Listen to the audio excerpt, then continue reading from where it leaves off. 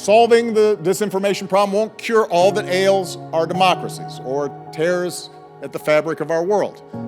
But it can help tamp down divisions and let us rebuild the trust and solidarity needed to make our democracy stronger. People. Hi, Mackenzie Austin. Mackenzie, how are you? So nice to see you, Elise. You are really awesome right now. Yeah. Typically when I have these kind of speeches, what I like to do is sit there and shut up a little bit and learn from young people who are thinking about these issues. It's going to be your generation that really figures this out. And so I'm curious as to what issues you see that maybe we missed, what your cohort and your peers are thinking around these issues generally. You want to start? Yeah. Come on.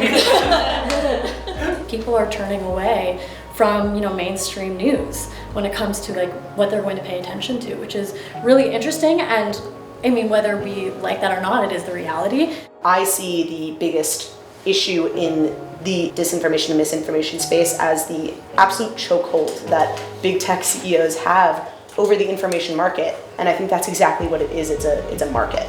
The way that we're responding, at least from the government perspective, to combat misinformation is pretty siloed.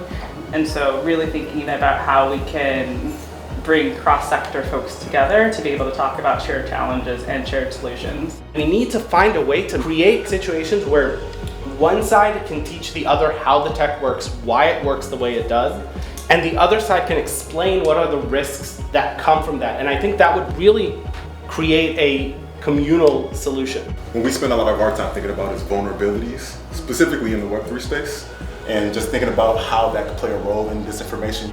The one thing we do have to agree on is we have to have a common process for getting to the truth. So the challenge here is how do we build in designs so that we can at least know how to arrive at a conclusion.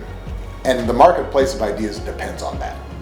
That's why it's so important that we've got folks like you working on it, because I am too old to figure it out. All right, see you guys.